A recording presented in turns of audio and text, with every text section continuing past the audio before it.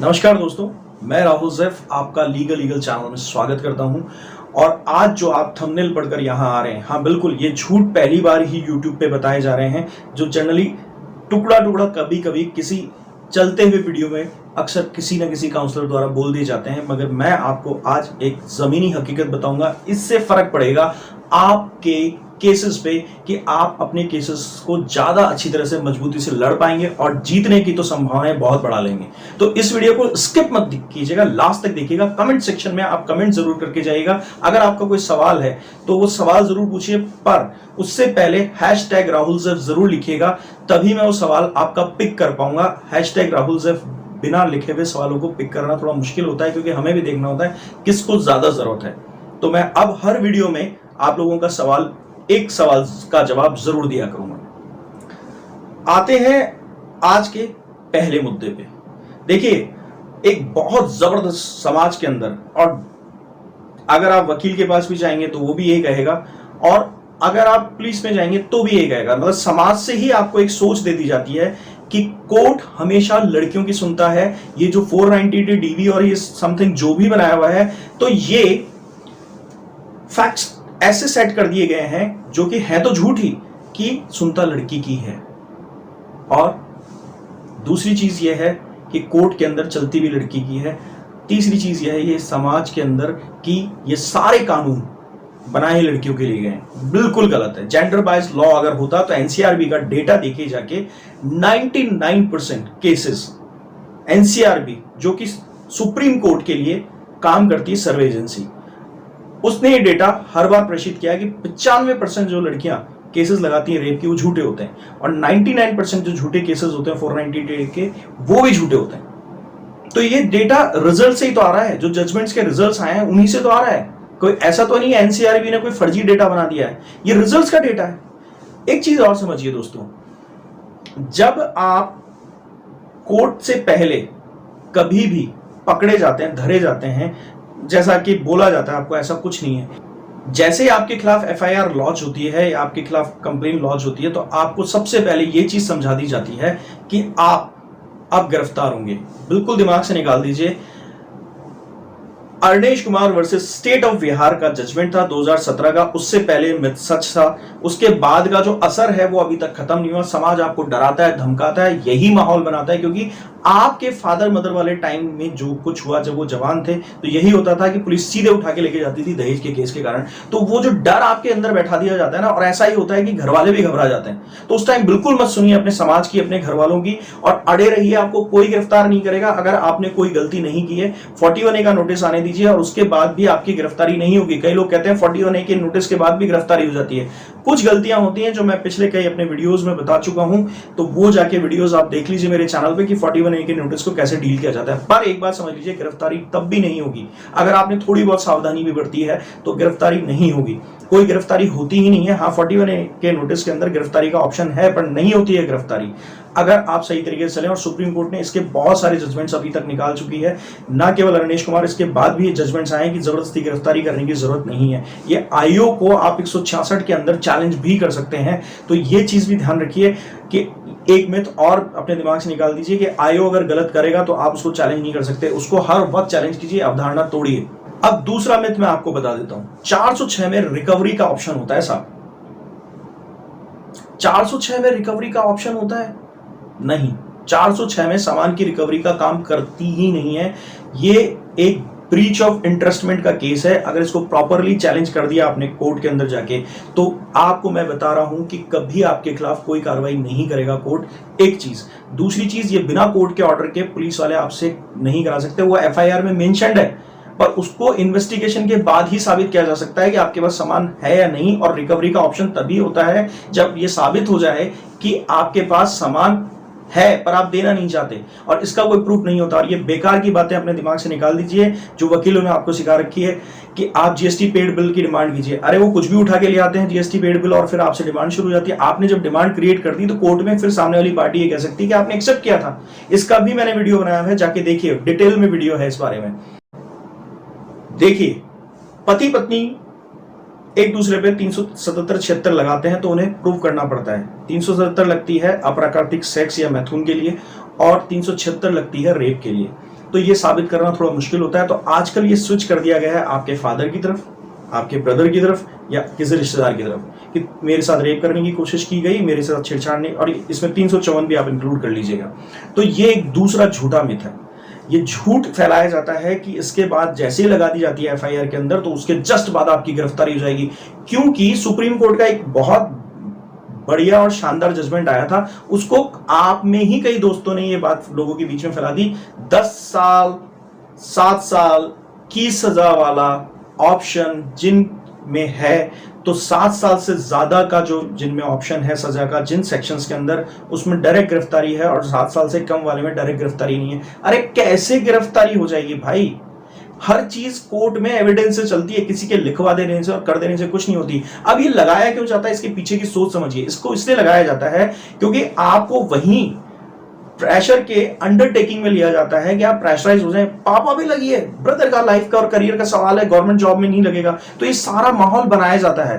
होता कुछ नहीं है, आपको एक टैक्टिक्स के थ्रू फंसाया जाता है, वकील के थ्रू, सामने वाले का वकील। यहां तक कि मैं बुराई कर देता हूं हर बार वकीलों की, पर हकीकत है ज्यादातर लड़के के वकील इसमें लड़कों की कोई मदद नहीं करते। एंटीसिपेटरी बेल करा लो, ये करा लो, और इसमें सब मिलकर बंदरबाट करते हैं। लड़का बुरी तरह लुटता है, 5-5 हजार से लेकर एक बंदे की और 20-20 हजार तक एंटीसिपेटरी बेल कराई जाती है। तो इस सूरत में आप क्या करेंगे? डर जाते हैं ना कि पिताजी हैं, माताजी इन सबका, तो आप पे प्रेशर बनाया जाता है। दूसरा प्रेशर इसलिए बनाया जाता है कि आप समझौता कर लें, डर कर, टेंशन में आ जाएं और डर कर समझौता कर लें, वहीं सारी एलिमनी मेंटेनेंस वगैरह दे दा के अपना पिंड छुड़ाएं और निकल जाएं इस केस से। तो ये एक टैक्टिक्स है।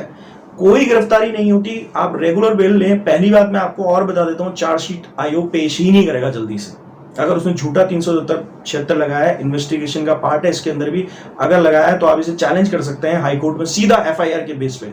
और अगर इसके अंदर नहीं भी, अगर चार्जशीट के अंदर नाम गलती से रख भी देता है, तो ये समझ लिया आयोग ने अपनी पूरी नौकरी दांव पे लगा दी है कि बिना इन्वेस्टिगेशन के, बिना मेडिकल रिपोर्ट के उसने आपका 376 लगा दिया, मान भी लिया। लड़की 5 महीने 6 महीने पहले ससुराल से दूर रह ली, इसके सबूत भी लड़के दे रहा है, फिर भी लड़के की बात को नहीं माना गया और लगा दिया गया, तो आप फिर चैलेंज कर सकते हैं। और ये तो लोअर कोर्ट से भी आपका मैटर सॉल्व हो जाएगा अगर आप उसको डायरेक्ट चैलेंज कर देंगे तो। समझिए सब झूठ है, ये बेकार का माहौल बनाया जा रहा है आप लोगों के लिए। अब अगली बात बताता हूं। मदर फादर का नाम जोड़ दिया जाता है, बहन बहनोई का नाम जोड़ दिया जाता है, और ऐसे सेंसिटिव रिलेशनशिप्स का नाम जोड़ दिया जाता है जिससे कि आप अंडर प्रेशर आ जाएं। वापस अंडर प्रेशर सिचुएशन क्रिएट करी जाती है और आप लोग भागते हैं नाम हटवाओ नाम हटवाओ। अगर नाम नहीं हटा तो उन्हें परेशान करेंगे, कोर्ट में बुलाएंगे, थाने में बुलाएंगे। अरे कुछ नहीं बुलाते भाई।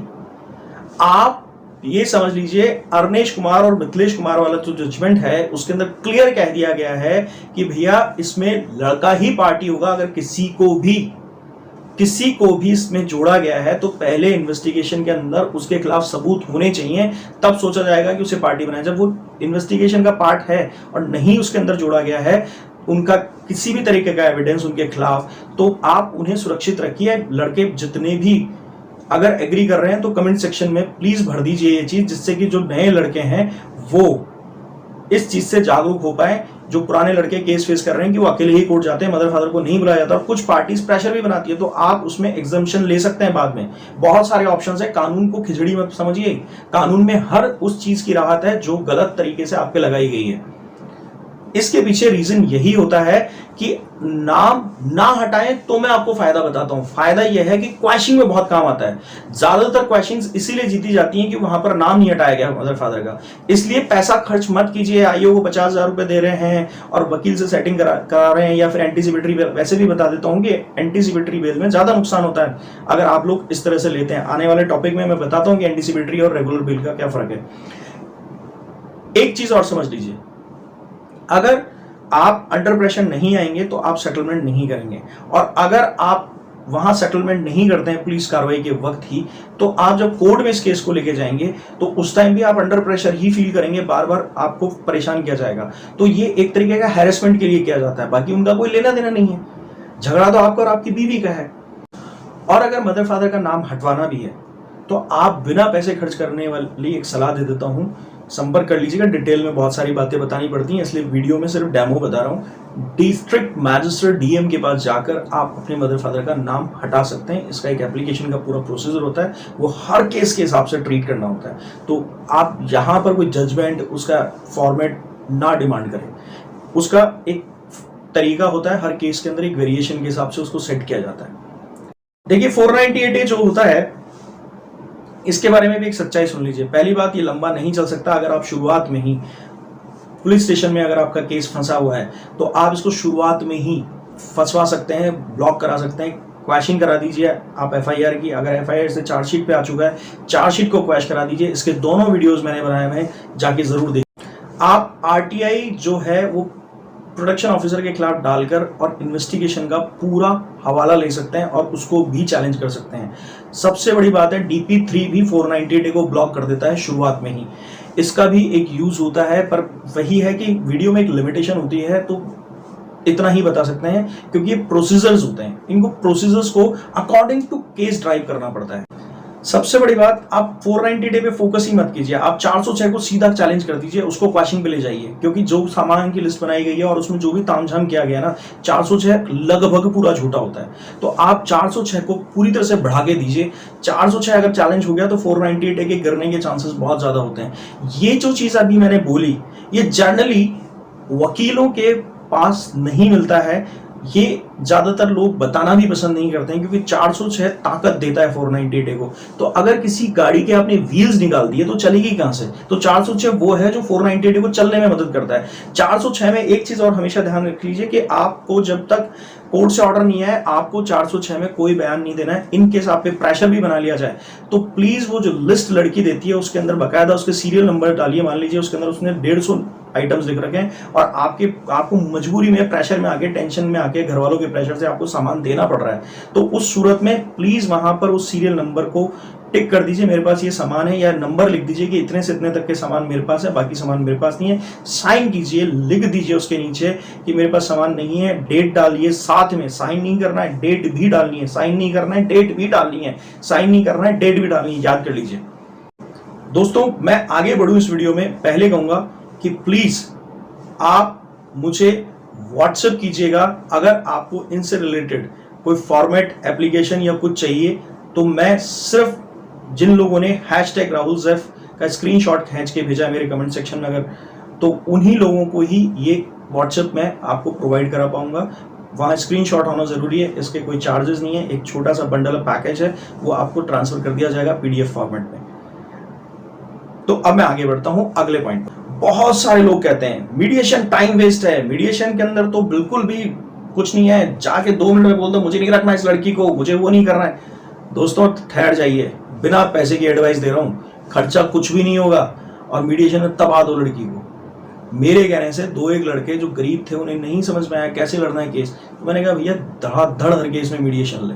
मीडिएशन के बाद भी मीडिएशन मिल जाता है। अब आपको जो चीज पैटर्न जो चल रहा है ना, जो आप लोग बराबर कहते हैं मीडिएशन में कोई फायदा नहीं होता, या तो ऐसा कहते हैं, या फिर कहते हैं मीडिएशन से हम लोग है ना करना तो चाहते हैं पर हमारा वकील क्या देता है। अगर आपका वकील फ्रस्ट्रेटेड होकर कहेगा ही, क्योंकि उसको तो केस ही नहीं बनने को मिल रहा है। जब तक केस चालू नहीं होगा आप उसको फीस किस बात की दोगे?